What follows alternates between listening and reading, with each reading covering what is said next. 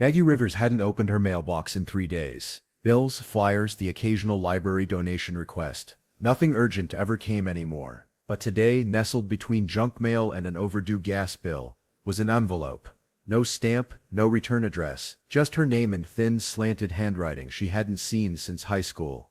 Claire's, her hand trembled, the paper dry and aged but the ink fresh. Inside was a single sentence typed, "I remember that night.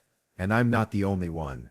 She dropped the letter like it was burning. For a moment Maggie just stood there on the creaking porch of her quiet little bookstore home in Blue Hollow, Pennsylvania. Like time had folded in on itself. Claire Donovan had vanished 20 years ago. Bonfire night. The town's end of summer ritual. Music. Beer, firelight flickering against trees older than the town itself. And somewhere in the haze Claire walked into the woods. And never walked back out. Maggie had been the last one to see her. And the only one who'd never spoken about what really happened.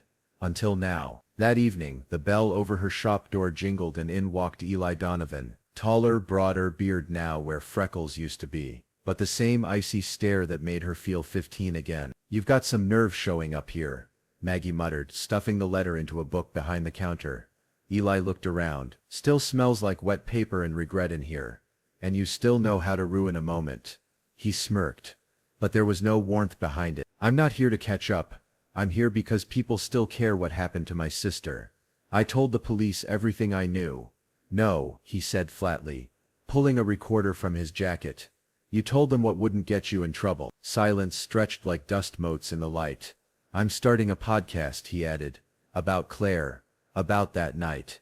And you're going to help me tell the truth." She looked him dead in the eyes. "You think you're the first to come digging around? The first to wave a microphone in my face like it's a shovel?" "No," Eli said, turning for the door. "But I might be the last." He paused on the threshold. "Oh, and check your porch tomorrow night. I left something you'll want to see." As the door clicked shut behind him, Maggie's heartbeat refused to settle. She wasn't sure what scared her more. The letter or the fact that Claire might still be writing them. What if the wrong girl vanished that night?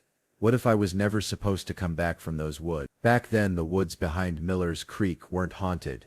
They were just where kids went to drink warm beer and make promises they wouldn't remember. But that summer night the fire burned too high.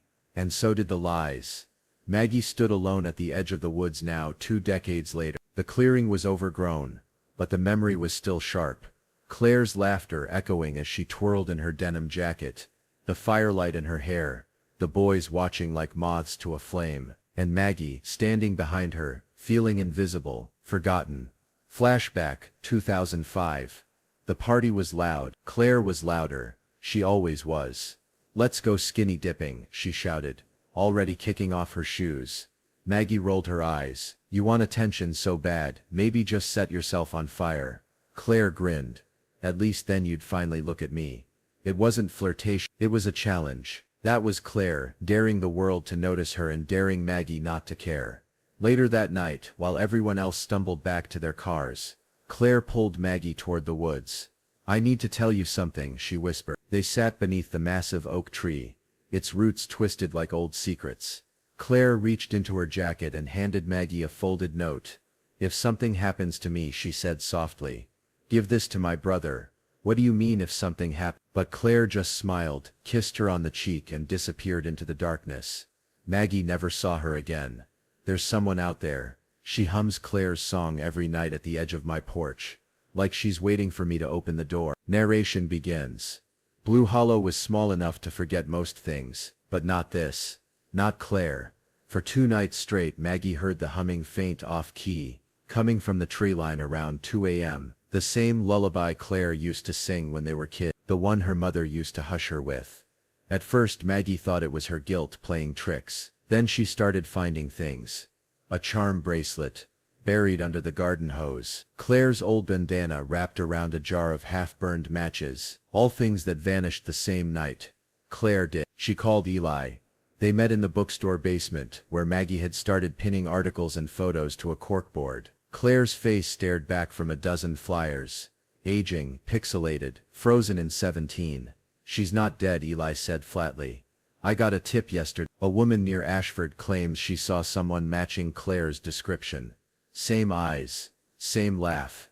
Maggie rubbed her temples. That's 2 towns over. Why would she show up now? Because someone's making her. Eli placed an envelope on the table. Inside were photos. Grainy, zoomed from a distance. But unmistakable. Claire. Older, thinner. But Claire. She's alive. Maggie whispered, sinking to her knees. Eli nodded. And she's been watching you. That night, Maggie returned to the oak tree for the first time in years. It was exactly as she remembered, silent, ancient and heavy. She placed the note Claire gave her all those years ago on the roots and whispered, "I kept it safe." Then a voice. "She told me you would." Maggie turned. A woman stepped from the shadows. Gaunt, pale, familiar. Claire, except not. There was something wrong behind her eyes. Something fractured. "Why?" Maggie choked out. "Why fake your death?" Claire laughed softly. "Because I wasn't ready to die. But I had to disappear. You know why?" Maggie shook her head. "I don't. You don't want to remember." Suddenly the night flooded back. The fight. The slap. Claire, stumbling backward toward the cliff's edge. But she never fell. Maggie had walked away before she could see what happened next. "You left me there," Claire said coldly. "And I let you." Eli emerged from the trees behind them. "You're not a ghost," he muttered. Claire smiled, tears streaking her face. "No. Just a memory that refused to stay buried." She handed Maggie the final letter. "This town loves a mystery more than the truth. Let them keep their ghost stories." Then she turned, disappearing into the woods once again. No longer a victim. No longer a girl frozen in the past. Just gone.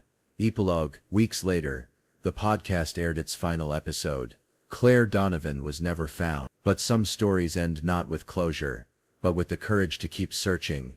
And every night since, the wind still hums that same lullaby through the trees. Because some woods never forget.